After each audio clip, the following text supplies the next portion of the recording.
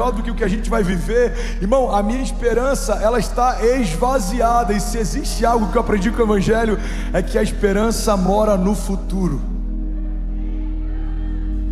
Fala para quem está do seu lado: a esperança mora no futuro, irmão. Por que a esperança não mora no passado? Porque o passado não existe mais, é um tempo virtual. Eu tenho memórias a respeito de algo que eu vivi, mas eu não posso viver. Você pode voltar para o passado, ele não existe mais. Você tem memórias sobre como era, você tem lembranças de como sobre como era. Você pega uma foto, e olha que louco, irmão, se você pegar uma Polaroid e tirar uma foto agora, aquilo que parece ser instantâneo, na verdade já é passado. Aquele frame não existe mais. Louco isso, né? Quantas vezes a gente tem uma falsa sensação de que aquela foto, ela capturou um momento. Na verdade, ela me lembra de um momento que existiu, mas já passou. Quando você se arrumava, esse culto era futuro. Você já está no meio dele, daqui a pouco ele já se tornou passado. Olha que interessante, eu não sei nem por que eu estou brisando nisso. É por isso que eu amo pregar em 4 cultos. Cada mensagem vai para um lado diferente. Você está comigo ainda? Diga amém. Você pega as redes sociais, você sabe por que o post se chama post? Que a ideia inicial era: você vive algo e posteriormente você diz o que viveu. Então as pessoas viviam algo e depois de um tempo separar, vou tomar um café, eu vou postar algo que eu vivi. É póstumo, é passado. E aí isso foi viralizando. A gente falou: não, peraí, não, eu não estou contente só em postar o que eu vivi, eu preciso mostrar o que eu estou vivendo. E entrou live. On live. All day. Every day. Todo dia a gente está ao vivo. Para quem está longe, muitas vezes a gente está ficando confuso na nossa percepção de tempo. Por quê? Porque quando eu não espero um momento que eu vivi para postar e falar sobre ele, mas eu quero mostrar enquanto eu estou vivendo, eu posso ser capturado naquilo que eu estou vivendo e deixar de viver o momento só para mostrar o momento. Eu lembro de uma conferência que eu estava pregando para jovens e Deus falou comigo: o problema da sua geração, filho, é que tem muita gente com muitos registros e poucas marcas. Saber lidar com o tempo é um pré-requisito fundamental para eu ter coragem para fazer história. Porque se eu estou confuso no tempo, eu estou confuso na história. Irmão, guarda isso: Deus não entrou na história. A Bíblia não diz que em algum momento ele surgiu. Na verdade, a história surgiu dele. A paternidade da história é conectada a Deus.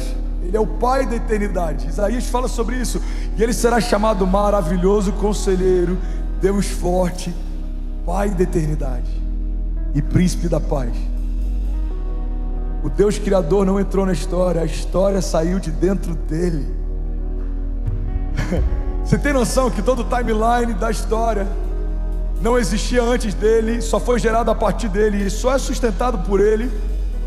Então ter coragem para fazer história é entender que o meu cronos sempre vai estar submetido ao Kairos de Deus. Existe o tempo dos homens fazem planos, schedules, planejamentos, mas a Bíblia diz: não diga amanhã faremos, iremos, compraremos, porque ninguém é dono do seu amanhã. Diga então: se o Senhor permitir.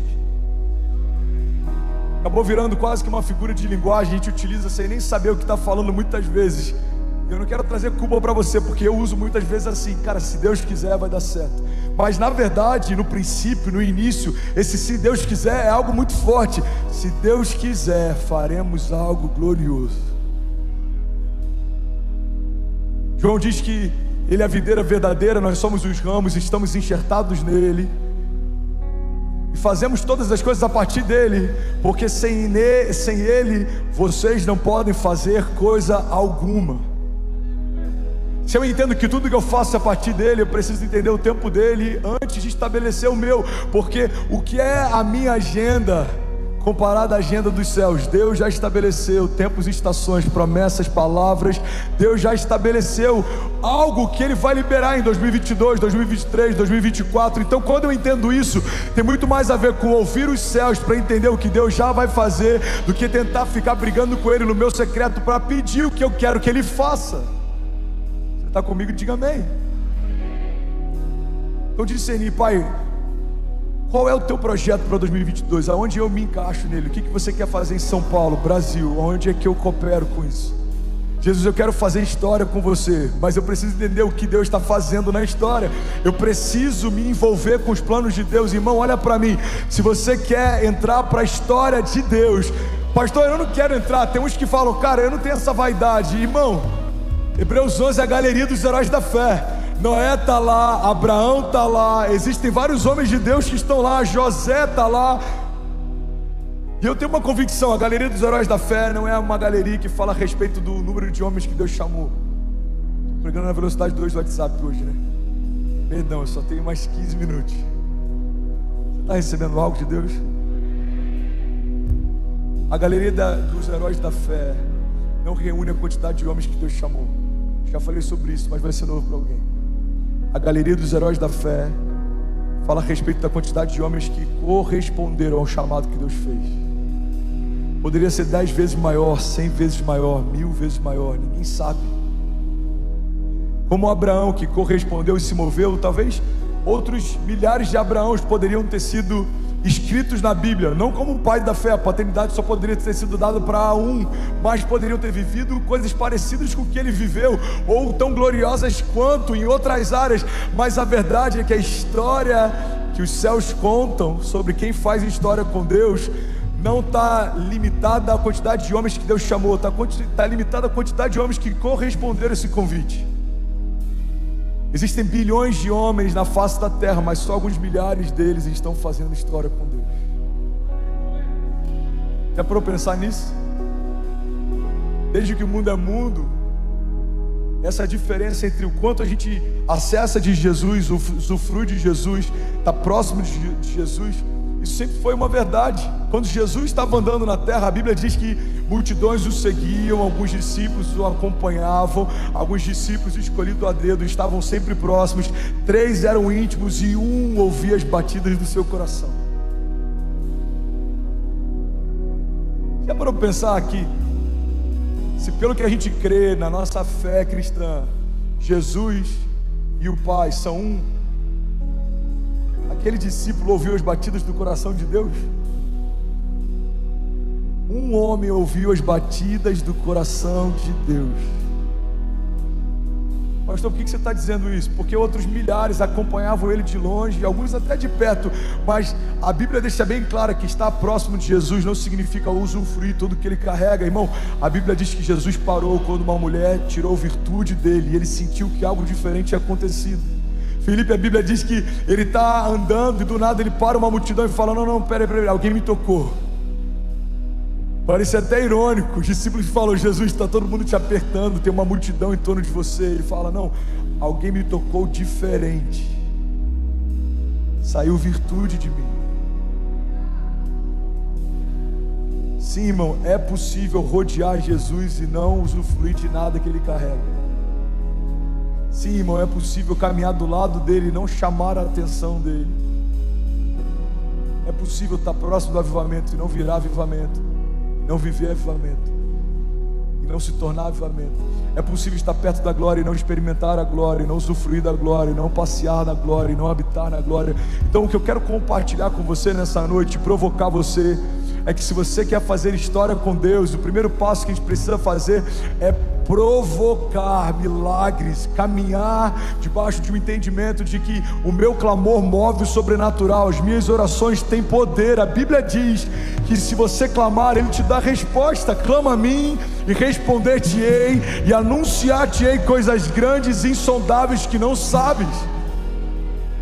A Bíblia deixa claro que toda movimentação dos céus é uma resposta a um posicionamento da terra.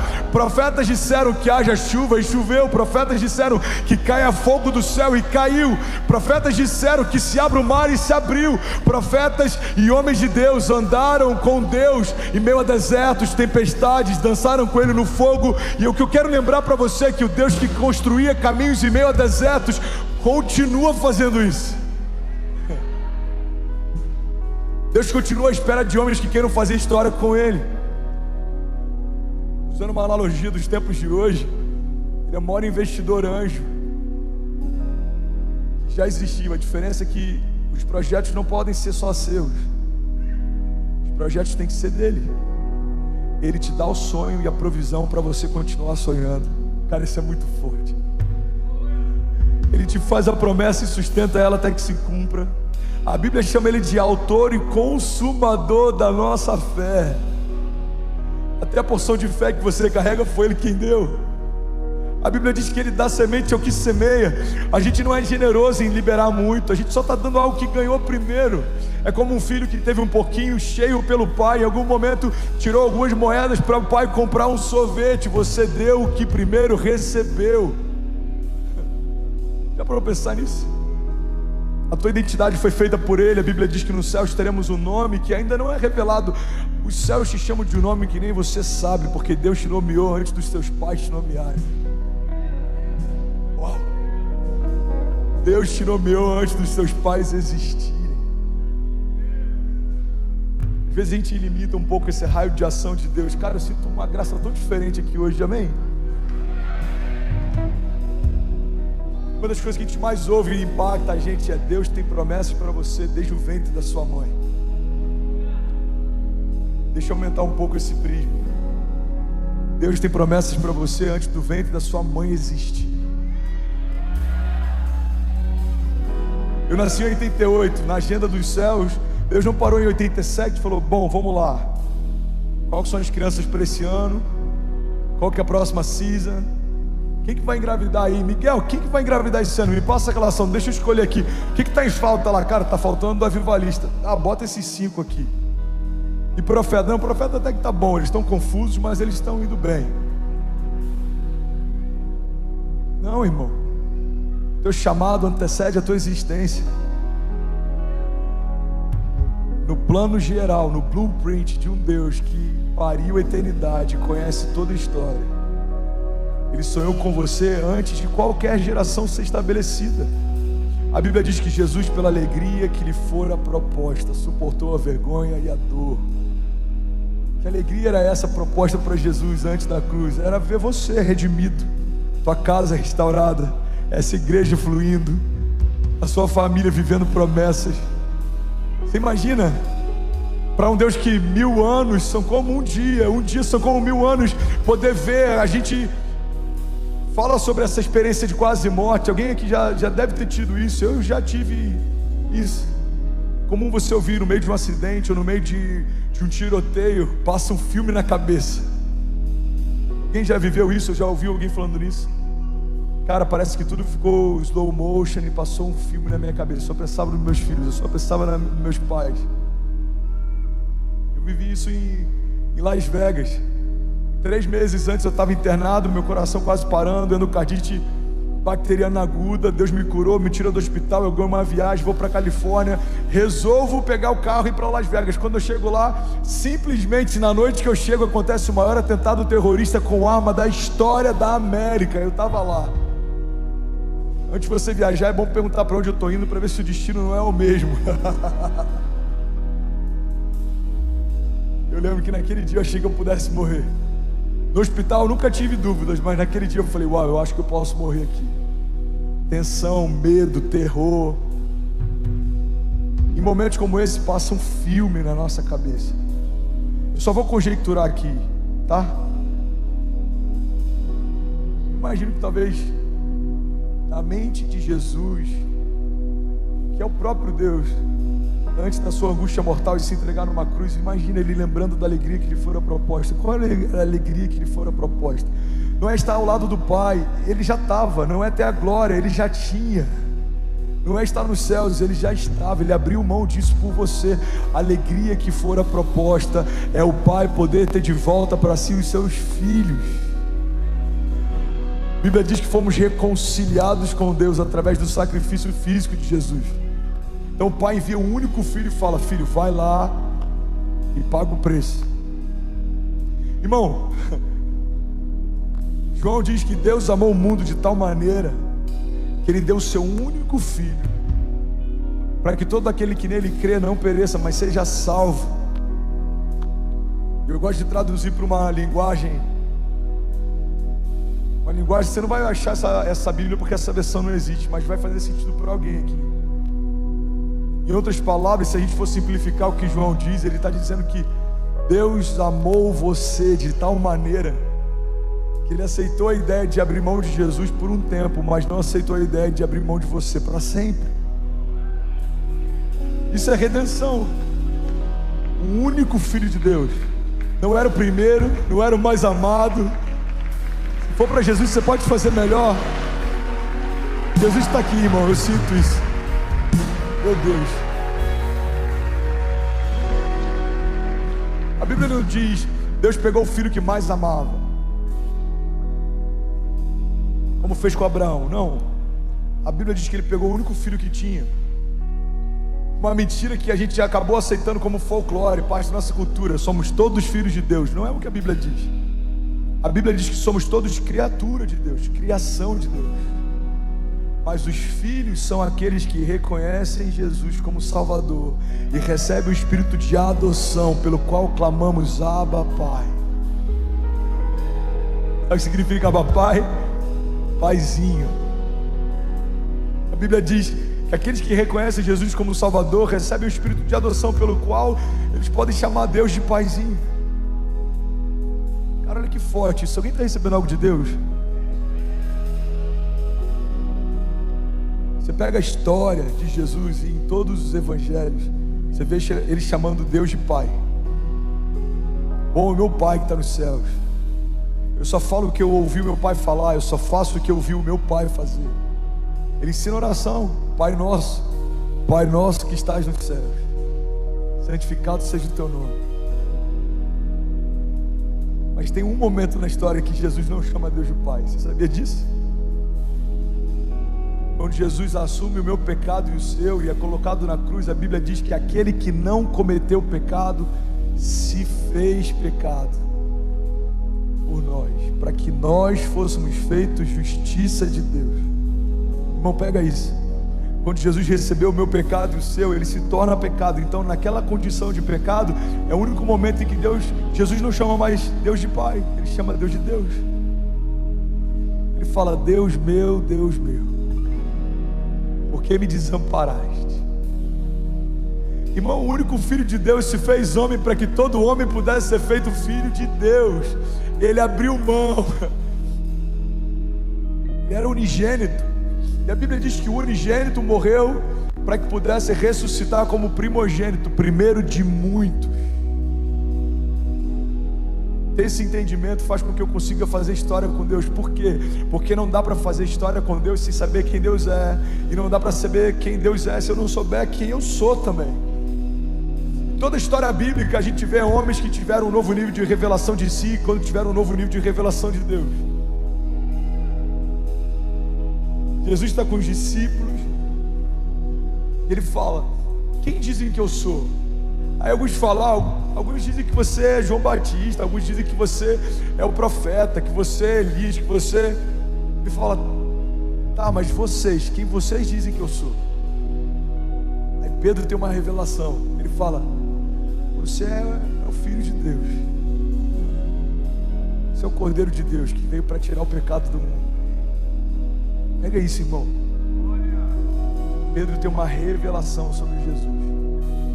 Jesus fala: Pedro, a revelação que você recebeu não foi nem carne nem sangue que te deu, mas foi o próprio Espírito de Deus. E a partir dessa revelação eu vou edificar a minha igreja. Tem muita gente que acredita que o que Jesus estava dizendo é: Pedro, tu és pedra e sobre você eu vou edificar a igreja. E daí vem a construção dos papas, os pais da fé. Mas na verdade o que Jesus está dizendo é: Pedro, você é pedra. No original é um fragmento de rocha. O que Jesus está dizendo é: você é um fragmento de quem eu sou. Se você pegar um geólogo, por exemplo, cara, que brisa, a palavra foi para outro lugar, é muito louco isso. Alguém está recebendo aqui de verdade? Se você pegar um geólogo, por exemplo, você quer pegar uma rocha gigante, se ele quebrar um fragmento dela, ele sabe todas as propriedades da rocha a partir do fragmento, porque é a mesma propriedade, são as mesmas características. O que Jesus está dizendo é: você é um fragmento de quem eu sou, a rocha, pedra fundamental. Logo, você carrega as mesmas características que eu carrego. Eu vou dar para vocês a chave do meu reino. Aquilo que vocês ligarem na terra terá sido ligado nos céus. Aquilo que vocês desligarem na terra terá sido desligado nos céus. Pedro, a partir dessa revelação que eu sou o Cristo, eu vou edificar a minha igreja. Você percebe que quando Pedro tem uma revelação de quem Jesus é, Deus libera uma nova revelação de quem Pedro é. Irmão, olha para mim, a geração mais confusa, com mais conflitos de ansiedade e depressão que já existiu na face da terra é a nossa. Segundo a OMS, daqui a poucos anos, se não me engano 8, na próxima década, a ansiedade vai ser o quadro debilitante que mais vai afetar pessoas na face da terra. Tem mais pessoas tirando a própria vida do que morrendo em todas as guerras. Tem mais gente vítima de suicídio do que de guerras. Tem mais crianças morrendo por aborto do que jovens sendo assassinados nas ruas. Por que você está falando isso, André?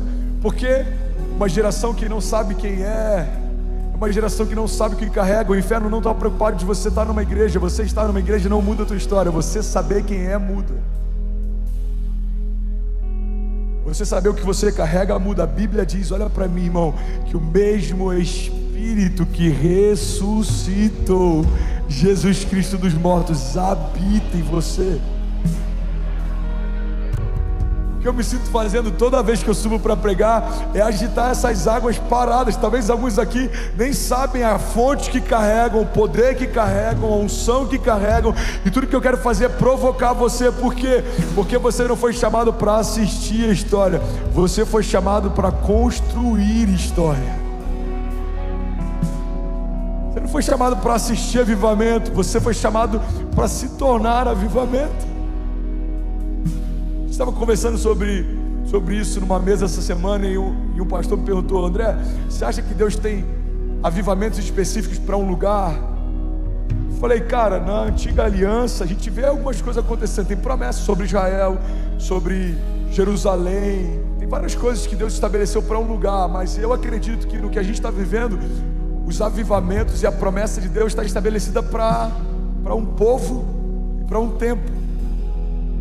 Eu compartilhei com ele, eu falei, cara, eu lembro que há um tempo atrás o Chris Valentin comentou algo lá na Beth que eu achei tão poderoso. Ele estava orando, ele estava perguntando para Deus, por que você escolheu Redding? Se você já foi na Beth, se você já foi em Redding, você sabe que é um lugar pequeno, um deserto, no meio do nada, a logística é péssima. Ou você vai para o São Francisco, ou você vai para o Sacramento. A logística não faz sentido, o lugar não faz sentido, o PIB não faz sentido, a quantidade de pessoas não faz sentido, nada faz sentido em ser lá. E ele perguntou a Deus, por que você escolheu logo Redding? Aí Deus falou para ele, eu não escolhi o Redding, eu escolhi o Bill. O Bill escolheu o Redding. Guarda isso, irmão. Quando a gente tem o entendimento que a gente é a bênção, os lugares não importam, os lugares são abençoados porque a gente chegou, os lugares são ressignificados porque a gente chegou, os lugares são afetados porque a gente chegou. A fonte está em você, a vida flui de você, a promessa foi depositada em você. Você é um filho de Deus que carrega o mesmo DNA profético do teu pai, a mesma unção que foi depositada sobre Jesus está sobre você. Então entender isso é libertador. Porque alguém que foi liberto de si mesmo não é mais refém de circunstâncias, de comentários, de aprovação, de tempos difíceis. Alguns me dizem, cara, você não é maluco não, você não acha que vocês estão acelerando demais? Eu falei, cara, a gente nem começou. Mas não é porque eu estou empolgado,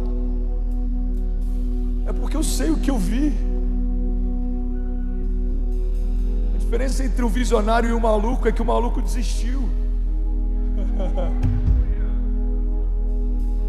Todo visionário ou todo homem de Deus que se moveu debaixo de uma palavra de Deus foi questionado e em vários momentos até ridicularizado. Noé foi ridicularizado em construir uma arca, mas a família dele foi a única que sobreviveu.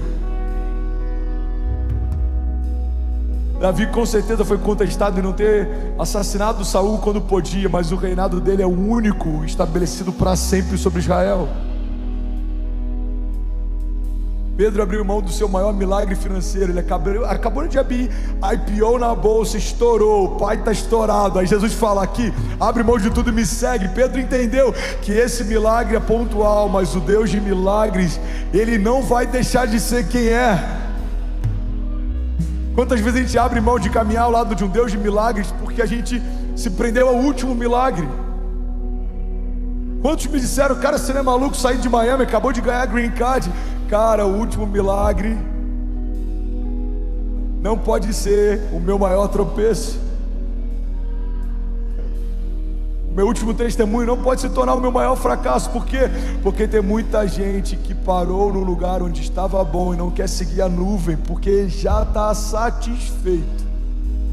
A Bíblia diz que, eu vou finalizar aqui, vocês estão recebendo algo de Deus nessa noite? Eu estou feliz de estar aqui, de verdade. Alguém está feliz de estar aqui nessa noite? Jesus, eu amo esse culto. Aleluia.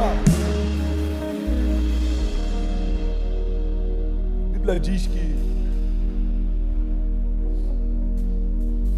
quando o povo estava no deserto, Deus começou a mandar pão do céu, o maná. O maná era uma provisão diária que Deus dava no meio do deserto. Cara, o deserto foi um dos períodos mais loucos que a gente já viu de relação entre um Deus criador e a sua criação, porque a roupa não se desgastava, eles tinham comida que caía do céu. Se você já viu aquele filme Tá Chovendo Hambúrguer, parece super criativo, mas se você for na Bíblia, você vê que aquele filme já foi escrito há muito tempo atrás. Inclusive, não sei se você sabia, um fato histórico aqui, deixa eu abrir aqui. Você sabia que o primeiro McFish da história foi na Bíblia? Multiplicação de 5 pães e 2 peixinhos. O primeiro McFish em grande escala foi feito no deserto. Jesus multiplicou pães e peixes. Informação aleatória, mas é legal para gente quebrar o gelo. Você está comigo ainda? Diga amém. Então o maná, eu já ia falar o paná. O maná era o pão do céu que Deus enviava todos os dias para que o povo pudesse ser alimentado. E a Bíblia diz que Deus deu uma direção clara: não acumulem. Isso parece ser um princípio tão bobo, mas ele é tão poderoso. Tem parado tanta gente. O princípio da dependência é entender que o pão de hoje é para hoje e o de amanhã Deus vai prover.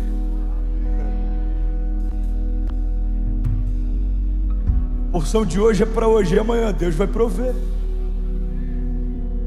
A alegria de hoje é para hoje e amanhã Deus vai prover. Eu lembro que quando eu fiz as cruzadas, Deus me deu uma direção muito clara. Nesse primeiro mover de cruzadas no Brasil, não retenha nada. Essa é a minha primícia, essa colheita não é sua. Eu lembro que tinha cidades, a gente tinha gasto 400 mil numa cidade, aí entrava 30 mil de oferta na noite. No dia seguinte eu derramava em outros homens de Deus que já me abençoaram. Por quê, irmão? Porque eu preciso crer que a porção de amanhã Deus vai prover amanhã. Cara, tem que pagar aérea, tem ainda hotel, tem o outro evento, tem a cruzada de Salvador. Irmão, a porção de hoje é para hoje e amanhã Deus vai prover. Isso é tão didático para o nosso coração, para que a gente se coloque debaixo de uma dinâmica de dependência. Eu não sei como vai ser amanhã, mas uma coisa eu sei: o Deus que proveu hoje vai prover amanhã também. Crê nisso? Você recebe isso? Então a Bíblia diz que quando o maná era acumulado, ele fedia, ele apodrecia. A porção de hoje, se você guardar para amanhã, ela não pode ser consumida. Se você caminhasse pelo arraial, pelo cheiro de podre, você sabia quais eram as famílias que confiavam e dependiam de Deus e quais não confiavam e não dependiam. Por quê? Pelo cheiro. Irmão, guarda isso, e eu estou finalizando aqui. Se a gente quer fazer história com Deus, a gente precisa entender que todos os dias Deus vai prover o que a gente precisa. E as portas fechadas, Ele é capaz de abrir portas que ninguém fecha. Mas se Deus fechar, não tenta abrir, irmão. Eu prefiro uma porta que Deus fechou do que forçar uma porta que Deus não abriu. Deus está convocando homens para fazer história com eles. Deus está convocando igrejas, comunidades de fé para fazer parte de algo novo. Deus está fazendo uma coisa nova. E a pergunta não é o que Deus vai fazer nesse tempo. A pergunta é: a sua família quer fazer parte disso? Eu lembro de uma visão que eu tive uma vez, de um alistamento, Deus chamando famílias pelo sobrenome. Quando Ele chamava a família Fernandes, eu apresentava a minha. Cara, isso é tão forte, tão poderoso.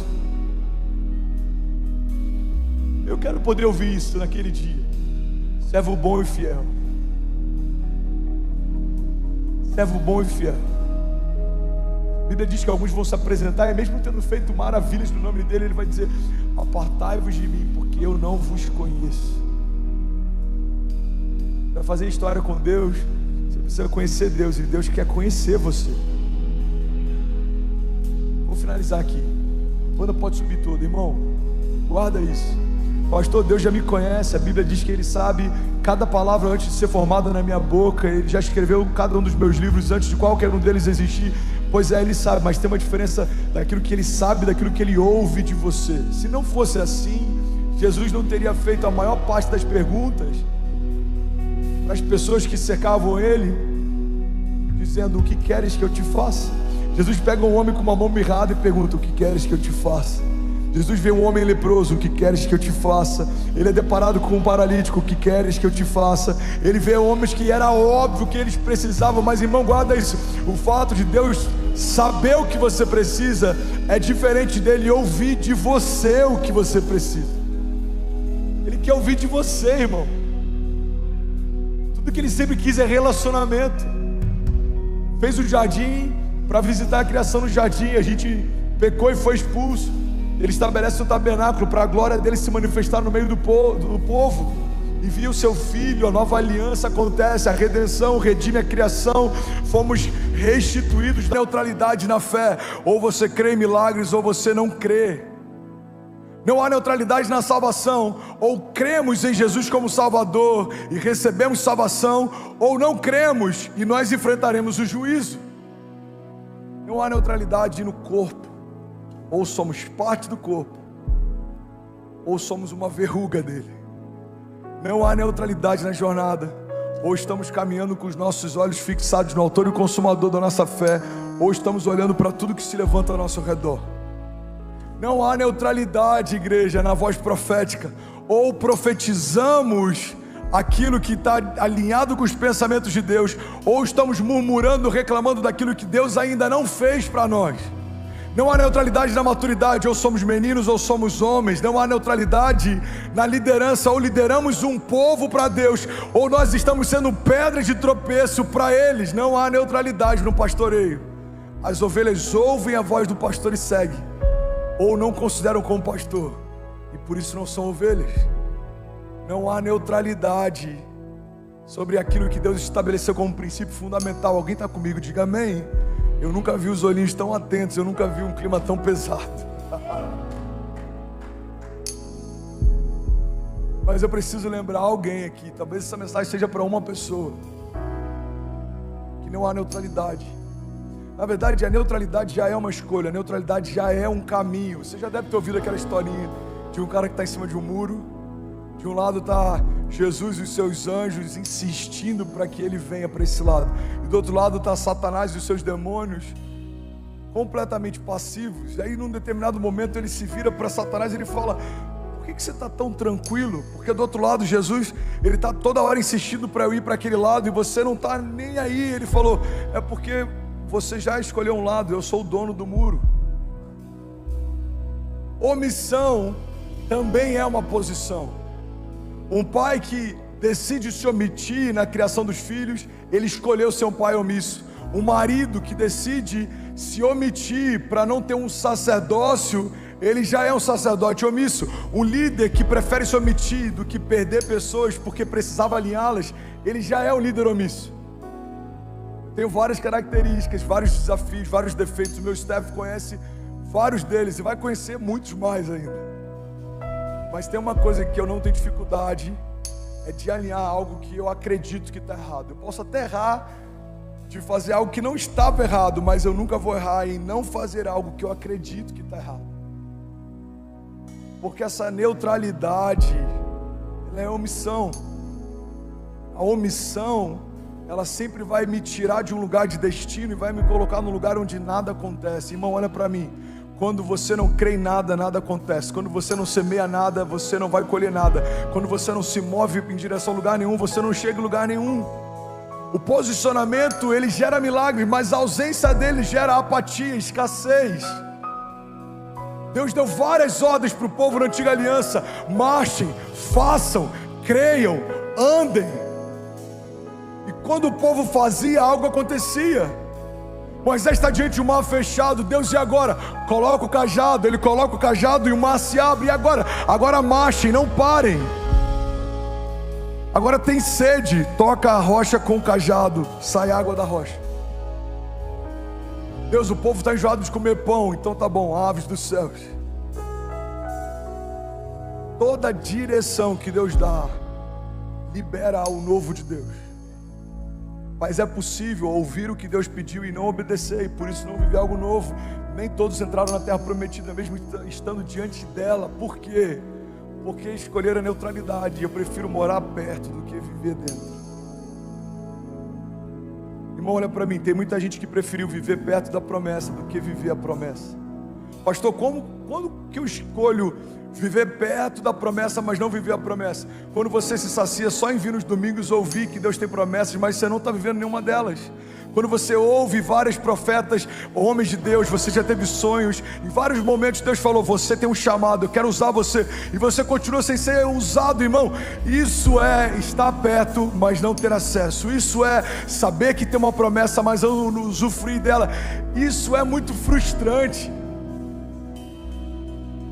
É muito frustrante estar sempre numa casa ouvindo sobre promessas que Deus tem para filhos de Deus, mas porque não se tornou um filho de Deus, não poder acessá-las.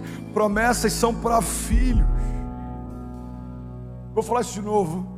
Toda promessa de Deus é para os filhos de Deus. O que eu preciso fazer para me tornar filho? Você precisa crer no Senhor Jesus como seu Salvador. A Bíblia diz que aqueles que creem em Jesus, eles recebem um espírito de adoção, pelo qual eles podem clamar agora, Abba Pai. Você não é filho porque você se tornou filho, você é filho porque Deus te tornou filho. Vocês não me escolheram, mas eu escolhia vocês. Deus escolheu você. Deus, Ele amou você. Deus desejou você. E Ele amou você de tal maneira que Ele entregou o seu único filho para ter você de volta. Irmão, alguém, será que consegue celebrar pelo menos a redenção num culto como esse? Você é filho, você é amado. Em Jesus você é salvo, justificado. E é sobre isso que eu quero falar nessa manhã. Alguém está comigo? Diga amém. A gente está vivendo um momento muito complexo. Tem algumas teologias sendo pregadas que elas são quase que esquizofrênicas. Tem pessoas pregando o evangelho que não é evangelho. Tem gente falando sobre um Jesus que não tem nada a ver com Jesus. Porque a gente está vivendo um momento de relativização. Tudo é relativo hoje. Eu fui pregar em BH essa semana, e aí pediram para eu falar sobre relatividade dos tempos, sobre multiverso. Meu Deus, pregar sobre multiverso. Teve gente que achou que era metaverso. Não, é multiverso. É uma geração que vive em meio a realidades paralelas. A gente cria realidades paralelas. Sabe o que está acontecendo nos dias de hoje? Das primeiras estratégias do inferno, que isso é desde que o homem estava no jardim. Ele usa uma estratégia de insinuar coisas. Nem sempre ele vai te falar para fazer algo, mas ele vai começar com algumas sugestões. O cara que amava a esposa e acabou caindo, isso tudo começou com um dia, com uma sugestão. Talvez não tenha problema, talvez seja agradável, talvez seja prazeroso. E quando uma sugestão começa a não criar mais um conflito com os pensamentos que você tinha, ela ocupou espaço e agora ela começa a se tornar um pensamento.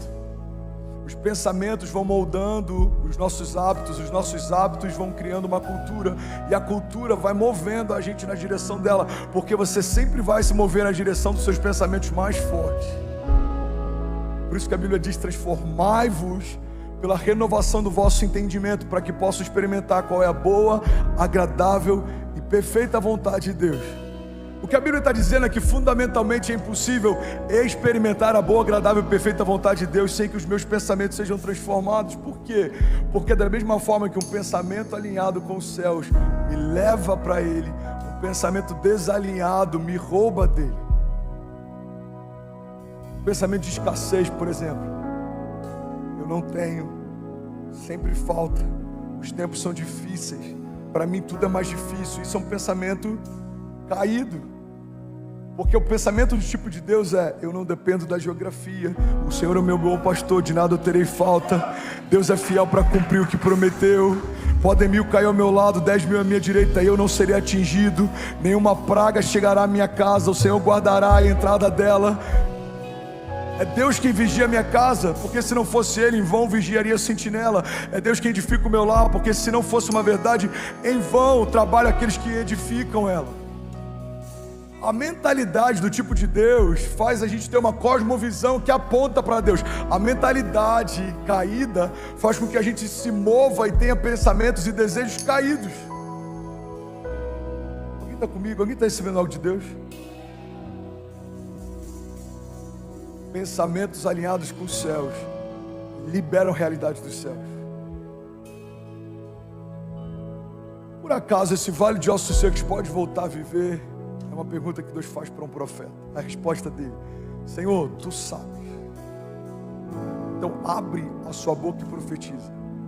O profeta não profetizou o que ele achava, porque talvez se Deus dissesse: esquece tudo, só abre a tua boca e fala o que você acha, talvez ele ia dizer: é impossível.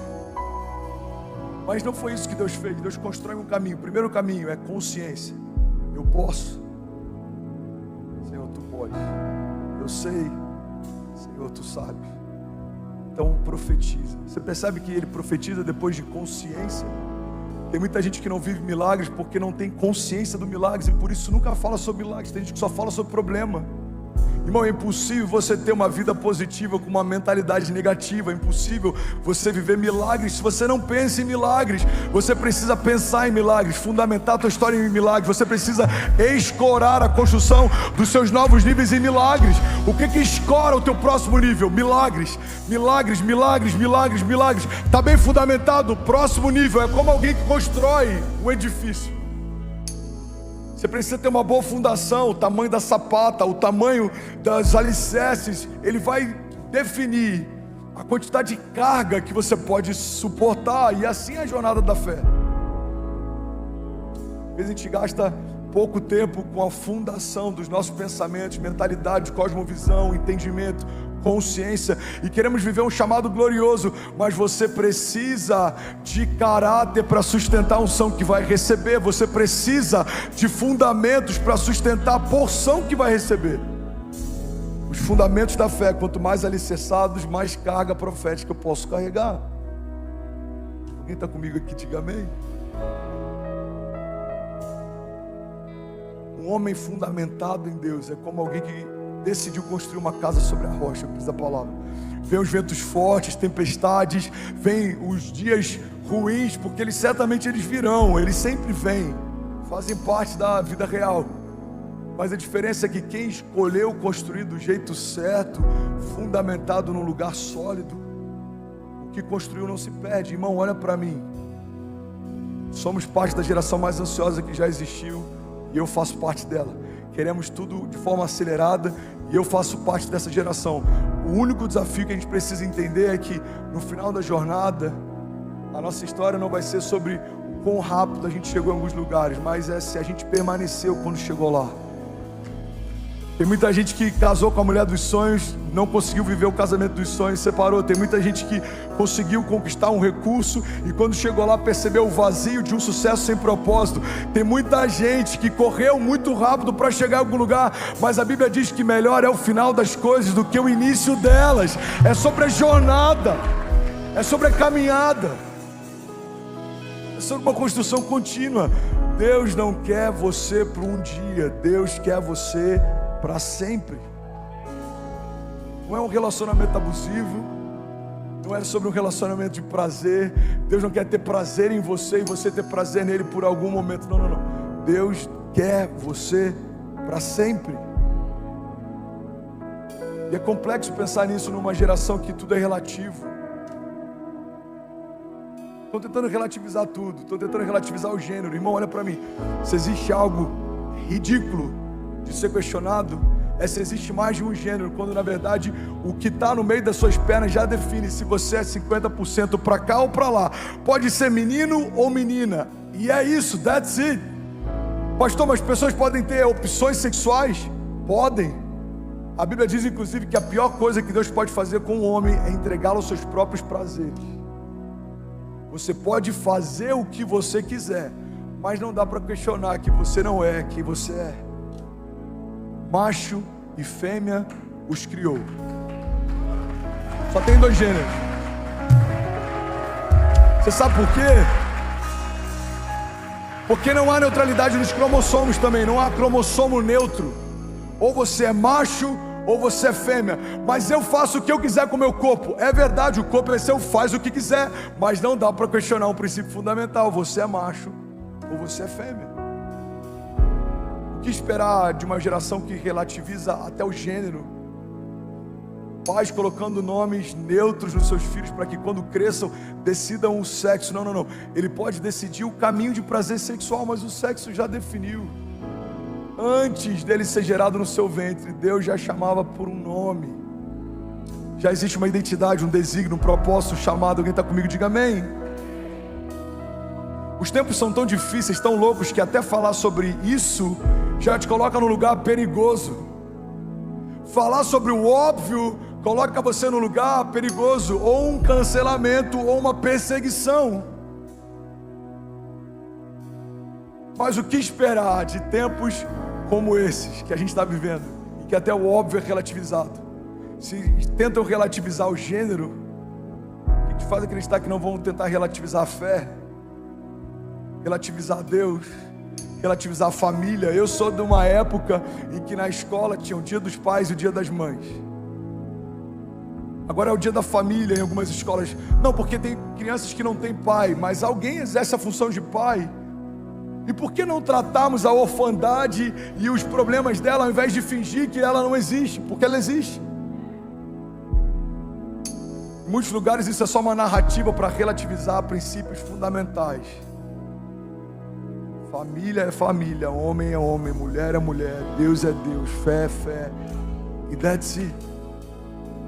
Você pode não crer em algumas verdades absolutas, mas você não pode questionar e fingir que elas não existem. Você está comigo? Diga amém.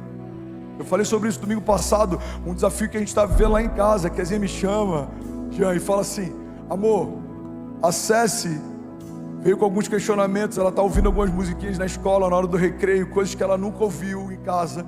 Ela começou a ser questionada pelas amigas porque ela acredita em Deus. E ela veio me perguntar: mãe, como é que eu explico que Deus existe? Porque estão me perguntando: mãe, como é que Deus entrou na história? Porque se Ele fez tudo que existe quando nada existia, quem criou Deus? Quem fez Deus? Aí que a Zinha me trouxe essa demanda. Falei: amor, eu acho que ela já está com maturidade para a gente explicar que Deus não existe. Aí a Zinha: oi? Falei: a gente tem que chamar a Cecília, falar: filha, você já está madura para entender, Deus não existe. Como assim, pastor? Deus não existe? Deus não existe. Ele é. Porque tudo que existe foi criado por alguém um dia. E desde que nada existia, Ele já era. Ele era quando nada existia. Ele era, mesmo que tudo deixe de existir. A Bíblia diz que Ele é o Pai da eternidade. Irmão, se Ele é o Pai da eternidade, olha que poderoso isso. A única filiação que é atribuída a Satanás é da mentira. Ele é o pai da mentira e Deus é o Pai da eternidade. Ele não entra na história em um devido momento. Ele fez a história. Ele diz: história, aconteça, haja, se manifeste. Filho, se manifeste, haja luz, haja separação, haja dia, haja noite, haja. O haja de Deus entrou em cena quando para nós nada existia, mas Ele já era. Por isso que em algum momento, quando questionam Jesus sobre quem Ele diz ser, Ele fala: eu sou o que sou. Jesus não existe. Ele é. Ele é. Como posso saber que Ele é? É como a conversa entre Jesus e Nicodemos. É como alguns momentos da Bíblia em que é associado a presença, o Espírito, a glória, a verdade de Deus. Como o vento, por exemplo. Você não pode vê-lo, você não sabe de onde vem, você não sabe para onde vai, mas você consegue senti-lo. Deus é. Eu lembro que alguns meses atrás eu peguei uma viagem, naquela loucura ainda de pré-eleição, e a gente foi fazer um clamor em Brasília. Aí fretaram um jatinho e me convidaram, eu e mais 2 caras que eu não conhecia, eu conheci no dia. Quando chega lá na sala do embarque, tudo bom? Meu nome é André, qual é o seu nome? Meu nome é fulano, prazer e tal. Aí chega dentro do voo, começou a decolar. E aí, cara, você é pastor? Pô, cara, que legal, parabéns pelo seu trabalho. Eu falei, pô, que demais, você é cristão também? Não sou não. Eu falei, não, você quer dizer que você não é evangélico, mas você é cristão, né? Ele falou, não, eu não sou não. Eu não acredito em Deus. Eu acho legal o seu trabalho social, de ajudar pessoas a vencer seus traumas, mas eu não acredito em Deus. Aí eu falei, tá bom. Eu já pensei, que viagem longa, né? O pastor, o ateu, deve ter algum propósito. Só que eu não sou do tipo que tenta colocar nada goela abaixo, porque eu entendi que é tão precioso que a gente carrega, que você não precisa convencer ninguém.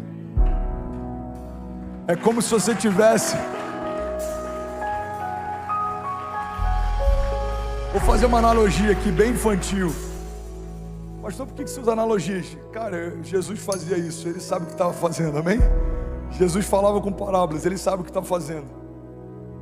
É como você tem uma casa de praia em Miami, você tem um avião particular abastecido e um piloto à disposição. Mano, quer passar um dia lá na minha casa? O piloto está à disposição, a chave está aqui.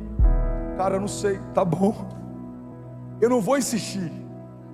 Eu sei o que eu tenho, eu sei o que está sendo oferecido. Se você não tem consciência, não é um problema meu, é um problema seu. A gente não pode empurrar Jesus para as pessoas, porque isso demonstra desespero.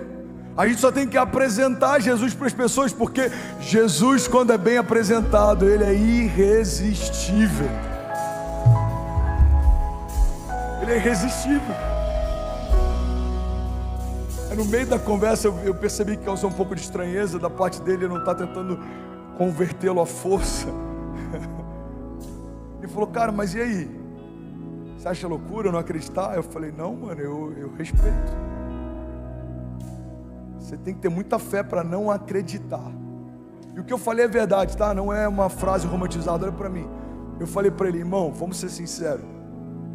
Como acreditar que a especificidade de cada espécie que existe? Você tem um marlin, você tem uma girafa, você tem um pavão. Eu falei, como explicar a especificidade da gestação de uma criança? Um pouco de sêmen dentro de útero de uma mulher gera um feto, com cada terminação nervosa, com cada parte do córtex, com cada parte dos neurônios, cada conexão, capacidade cognitiva de pensamento, de imaginação, de fala, de locomoção. Eu falei, irmão, como olhar para o pôr do sol? Como você olhar para o sorriso de uma criança? Como que você olha para tudo isso e acredita que tudo isso veio de uma ameba que se multiplicou de forma aleatória e criou tudo que existe? Eu falei, cara, eu respeito você por não acreditar, porque tem que ter muita fé para não acreditar que existe um Deus que fez tudo que existe. E aí eu vi que aquilo criou estranheza nele, porque de fato é muito mais difícil a gente se esforçar para não crer do que a gente entender o que já nos move, irmão. Guimarães Rosa, ele diz que quando nada acontece, existe um milagre que não estamos vendo. Só o fato de você estar respirando já é um milagre. O seu coração bate sem ninguém falar que ele precisa bater.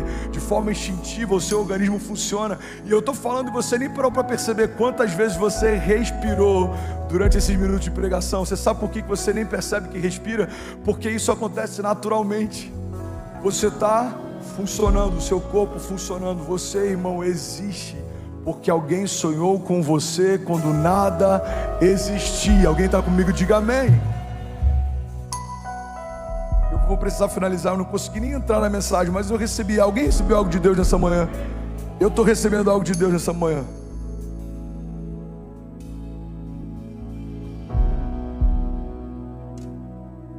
O que esperar de uma geração que relativiza o óbvio?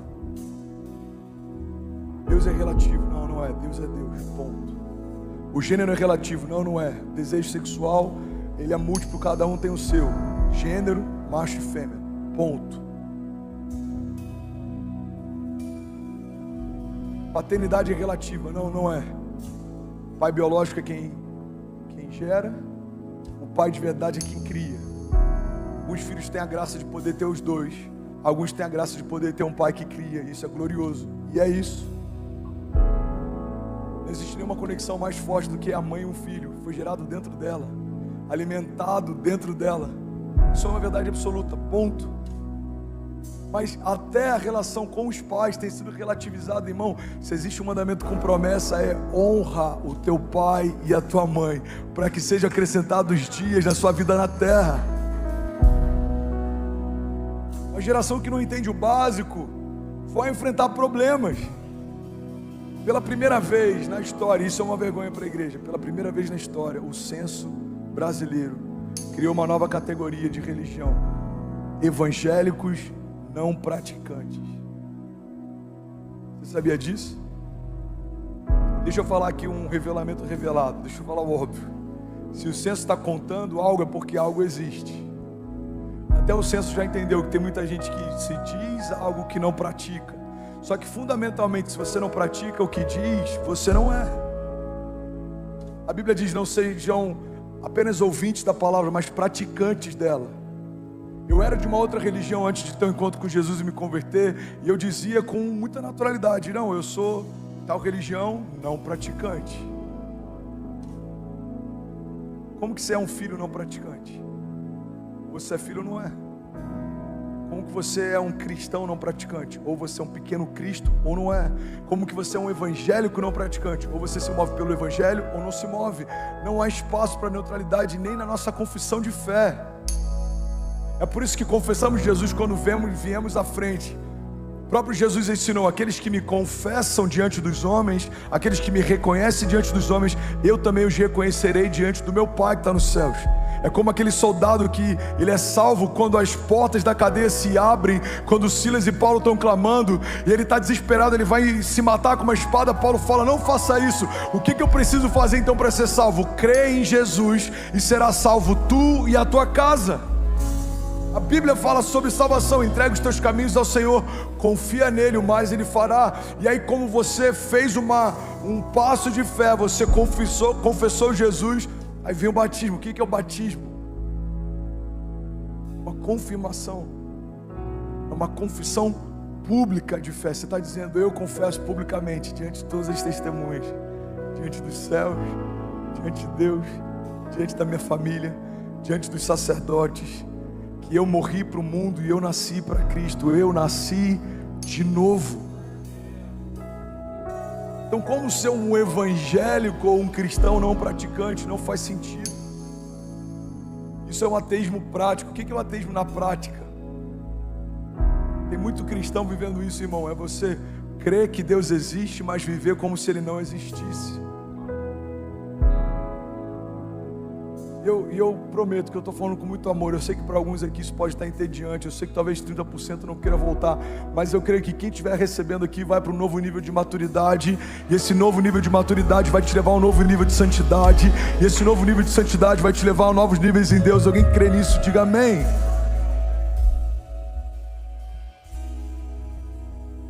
Crer que Deus existe, mas viver como se Ele não existisse. Pastor, me dá um exemplo prático de crer que Deus existe, mas eu posso viver como se Ele não existisse. É simples. É você construir uma história sem perguntar para Deus se faz sentido para Ele. É você entrar em portas que você não consultou para Deus se eram portas dele para você entrar. É você fazer sociedade que você não teve uma confirmação de Deus se é para você fazer. Irmão, viver como se Deus não existisse, a gente faz o nosso corre e quando dá ruim pede ajuda para Ele, mas não é esse tipo de história que Ele quer. Deus não é um socorro só na hora da angústia. Ele não quer só socorrer você quando algo vai mal. Ele quer estar com você todos os dias. Então será que isso agrada a Deus? Será que essa porta é de Deus? Será que esse relacionamento é de Deus? Essa sociedade é de Deus? É para eu ir? É para eu fazer? É para eu comprar? É para eu entregar? É para eu ofertar?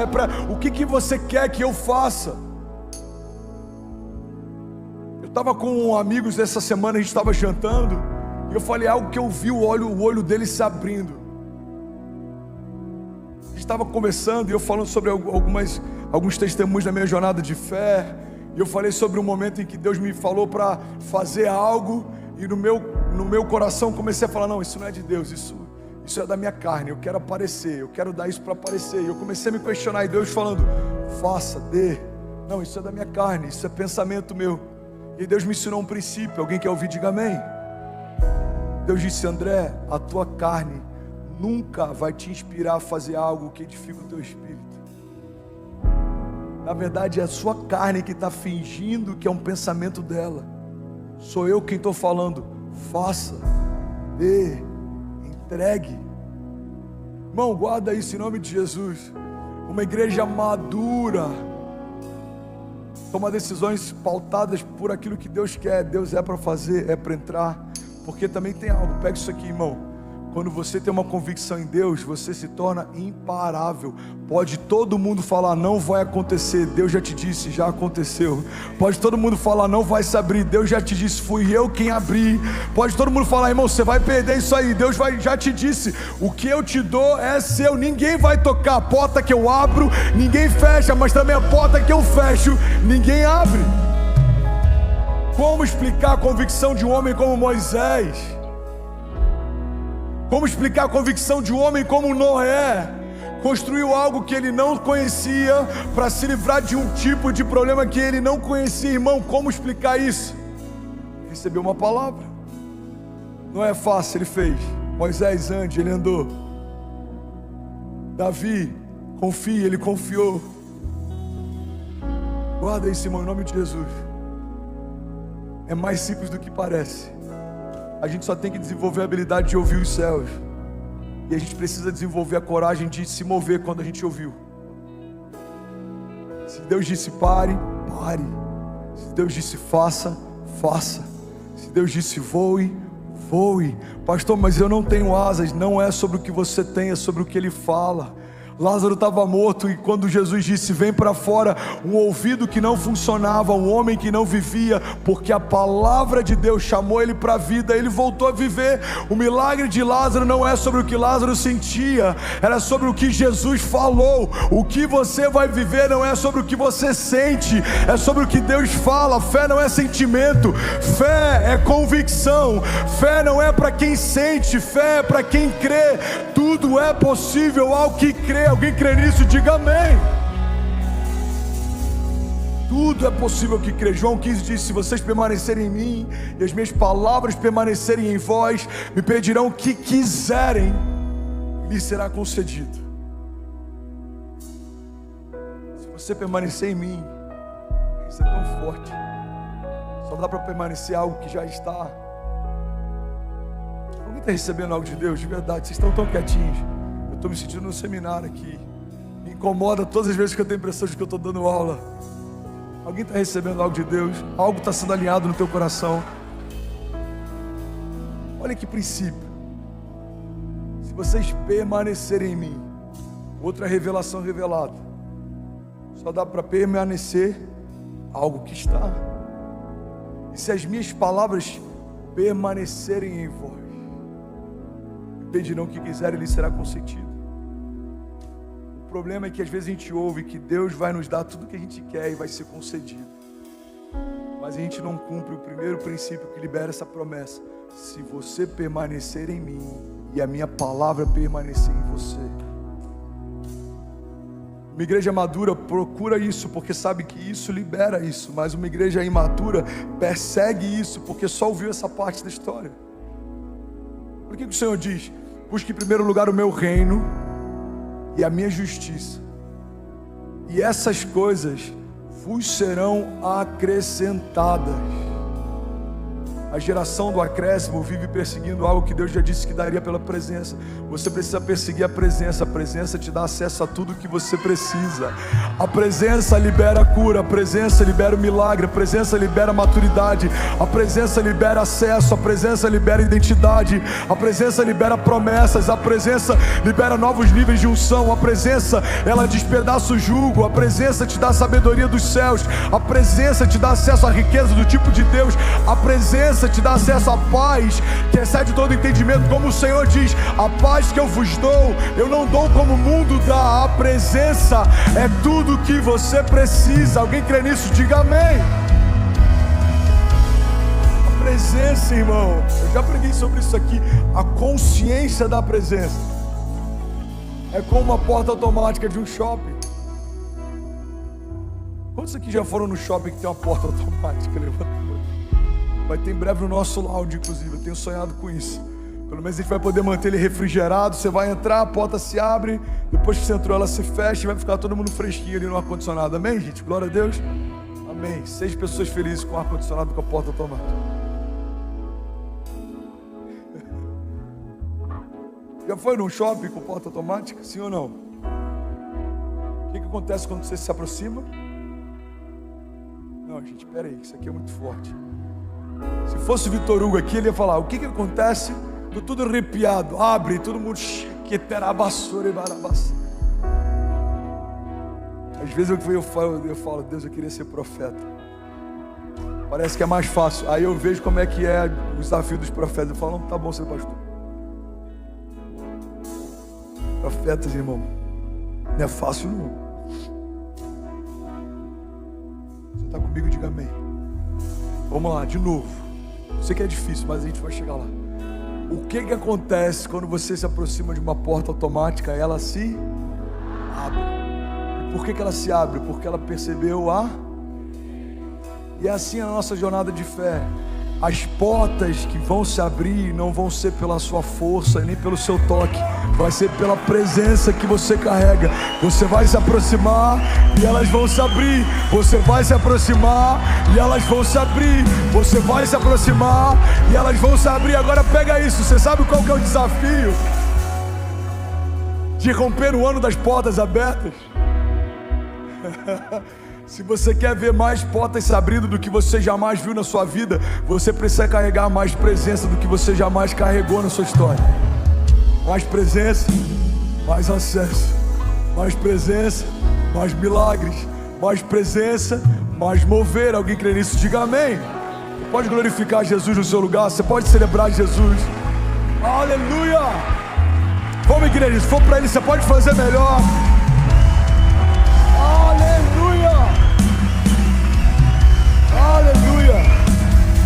Estou todo arrepiado. Tem gente querendo ser renovado pelo Evangelho, mas não quer ter o compromisso da jornada. Não dá para ser renovado pela esperança do Evangelho se você não tiver o compromisso com a jornada. A jornada é a chave do relacionamento com Deus. Você lembra de Eva? Qual que é o problema de Eva? Eva, ela entendeu o final das coisas, mas ela se confundiu no meio delas. Pega isso aqui. Deus estabeleceu um princípio. Todos os dias eu vou me relacionar com vocês. E esse relacionamento vai liberar para vocês conhecimento de Deus. Qual que é o princípio que Deus estabeleceu? Relacionamento vai te dar acesso a conhecimento. Aí vem a serpente. E a serpente, irmão, olha para mim. A serpente sempre vai tentar te seduzir com um atalho. Ela vai mostrar o destino que Deus tem, mas ela vai mostrar um caminho que não foi Deus quem fez. Pega isso. O que é um atalho? Um atalho é quando o inferno me mostra um lugar parecido com o que Deus me disse que era para eu ir, mas ele me mostra um caminho alternativo que não é o caminho que Deus me disse para trilhar, e é aí que muita gente se perde. Então o inferno chega para Eva e fala assim: olha, você quer ter o conhecimento de Deus? Quero. Você só precisa comer desse fruto do conhecimento, do bem e do mal. Você vai se tornar como Deus. A loucura é que ela já era como Deus, porque a Bíblia diz que no 6º dia, quando o Pai, o Filho e o Espírito Santo fizeram o homem, eles disseram: façamos o homem a nossa imagem e semelhança. Alguém que não sabe quem é pode perder o que tem, tentando ser o que já era. Você pega isso aqui, irmão. Ela já era a imagem e semelhança de Deus, mas ela queria ter o pleno conhecimento de Deus sem ter relacionamento com Deus. O que ela pegou? Ela pegou um atalho. A serpente fala: se você comer do fruto, você vai ter todo o conhecimento do bem e do mal. Sem relacionamento. Ela come. E aí o homem cai. E por que isso frustra Deus? Porque o conhecimento de Deus vem através de relacionamento. Todos os dias, meu filho, eu vou te dar uma nova porção de revelação de quem eu sou. Por que Deus não dá tudo de uma vez só? Primeiro, porque a gente não tem capacidade para entender. Segundo, que a gente não tem capacidade para suportar. E terceiro, que a graça é: a cada dia eu te revelo um pouco mais de quem eu sou e de quem você é. Por isso que Jesus, ele fala: fecha a porta do teu quarto e me busca em secreto. O Deus que você busca em secreto, ele te recompensará. Você vai fechar a porta do teu quarto, você vai buscar Deus e Ele vai falar algo novo com você amanhã. Eu bem sei os pensamentos que eu tenho a vosso respeito, diz o Senhor, pensamentos de paz e não de mal, para te dar o fim que você deseja. Filho, é isso que eu tenho, é essa porta, esse é o projeto, esse é o desígnio, esse é o chamado, esse é o lugar, essa é a geografia, essa empresa, essa sociedade, essa é a ideia dos céus, essa é a provisão dos céus. Isso é quem você é, isso é o que você pode, esse é o seu talento, esse é o seu chamado, esse é o seu desígnio. É para isso que eu te formei, é para isso que eu te constituí, é para isso que eu... Irmão, quanto maior a revelação que a gente tem de Deus, maior é a revelação que a gente tem a respeito de nós. Está comigo? Diga amém. Por isso que Jesus, ele pergunta para os discípulos: quem vocês dizem que eu sou? Falei sobre isso semana passada. Pedro fala: você é o Messias, é o Cordeiro de Deus que tira o pecado do mundo, você é o Filho de Deus. Ele fala: Pedro, não foi carne nem sangue que te revelou, mas o próprio Espírito. E aí ele libera uma porção de revelação sobre a identidade de Pedro. Você é pedra, você é um fragmento dessa rocha. Você quer saber mais sobre o seu futuro? Pergunta para o dono do teu propósito. Quem te fez já escreveu cada um dos seus dias antes de qualquer um deles ser escrito. A palavra de Deus diz, o salmista diz: existe algum lugar que eu possa me esconder da tua presença? Se eu for os lugares mais altos, lá o Senhor estará. Se eu for o lugar mais profundo, lá o Senhor estará também. Eu estava numa mesa lá em BH e o pastor de jovens, o Isaías, ele disse: pastor, a gente estava pesquisando essa semana os lugares mais altos que o mundo, o ser humano já teve consciência. O lugar mais alto avistado pela criação foi um lugar que o telescópio Hubble viu alguns anos atrás. Ele falou um nome que eu não me lembro. Não sou tão nerd assim também. Aí ele falou: o lugar mais baixo é a Fossa das Marianas. O lugar mais profundo, acho que são mais de 10 mil metros de profundidade. Você tem noção que o Deus que conhece os lugares mais altos do que os que a gente já conheceu, os lugares mais profundos do que os que a gente já visitou? Quando o salmista está dizendo que se eu for para o lugar mais alto, para o lugar mais profundo, lá ainda o Senhor está. Há dezenas de atmosferas debaixo do nível do mar, Deus está. Acima da estratosfera, no terceiro céu, Deus está. Dentro de você, tecendo cada parte do seu corpo, Deus está. Ao teu redor, cobrindo você e dando livramento, Deus está. À frente das suas batalhas, lutando por você, Deus está. Na sua retaguarda, cobrindo você, Deus está. No dia mau, Deus está lá. No dia bom, também. Quando as portas se fecham, Deus estava lá. Quando elas se abriram, também. Quando pessoas abandonaram você no meio da jornada, Deus estava lá. Quando pessoas vieram atrás de você porque algo bom aconteceu, também. Quando você foi gerado, Deus estava lá. Mesmo que sua mãe viesse a se esquecer de você, Deus ainda estaria lá. A Bíblia diz: mesmo uma mãe que amamenta o seu filho, podendo se esquecer dele, eu todavia jamais me esquecerei de você, diz o Senhor. Alguém crê nisso? Diga: eu creio que o Senhor está em todos os lugares. Diga: eu reconheço que não há lugar mais seguro para estar do que correndo riscos com Deus. C.S. Lewis, ele diz que o cristianismo, se é falso, não tem valor nenhum.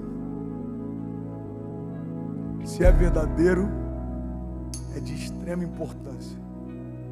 O que o cristianismo não pode ser é de moderado valor. Irmão, ou você é convicto que o evangelho é uma mentira, que Deus não existe, ou você é convicto que o evangelho é a verdade de Deus e que Ele é Senhor sobre todas as coisas. O que não dá para ser você crer que Ele existe, mas viver como se Ele não existisse. O que não dá para ser você fazer parte de uma igreja, mas você não querer se tornar parte do corpo. O que não dá para ser você ser alguém que vem para uma igreja para ouvir uma palavra motivacional, mas você não ficar quando Jesus começa a pregar sobre o sermão da montanha. O que não dá para ser é ser alguém que caminha com as multidões quando tem milagres acontecendo, mas você foge quando Jesus te chama para pegar a sua cruz e segui-lo. O que não dá para acontecer é você se apossar e celebrar quando alguém profetiza que você vai prosperar financeiramente, mas você fingir que não está ouvindo quando a palavra diz que melhor é dar do que receber, e que aquele que semeia muito, muito colherá, mas aquele que semeia pouco, pouco colherá. O que não dá é você vir ser servido por voluntários apaixonados que chegam antes de todo mundo, vão embora depois de todo mundo, mas você nunca se incomodar com o fato de você nunca ter servido ninguém. O que não dá para acontecer é você mudar de igreja porque o pastor pregou uma palavra que você não gostou, ou você sair de um lugar porque uma liderança exortou você de uma forma que você não gostou, mas você esperar que o pastor abra a mão das 99 ovelhas para buscar alguém que nunca foi ovelha, porque a ovelha ouve a voz do pastor e segue.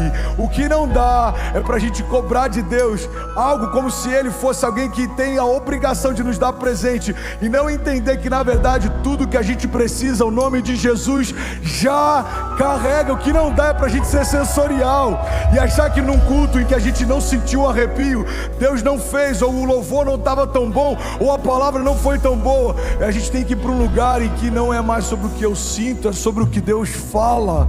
Não é mais sobre uma fé epidêmica que me deixou constrangido, arrepiado, ou que me fez tremer. Não, não, não. É sobre uma fé do tipo de Deus, que mesmo que eu não sinta, Ele é, mesmo que eu não entenda, Ele é, mesmo que não faça sentido, Ele é Deus, Ele continua sendo Deus. Ele é o mesmo ontem, Ele permanece hoje e Ele é para sempre. Alguém crê nisso? Diga: eu creio. Diga que eu posso todas as coisas naquele que me fortalece. Diga: isso diz respeito aos dias bons e aos dias maus. Diga: eu declaro que o Senhor não precisa prestar contas para mim, nem mostrar todo o plano. Diga: mesmo sem entender, eu escolho confiar. Eu sei que o Senhor tem o que é melhor para mim. Eu sei que os seus pensamentos são mais altos que os meus.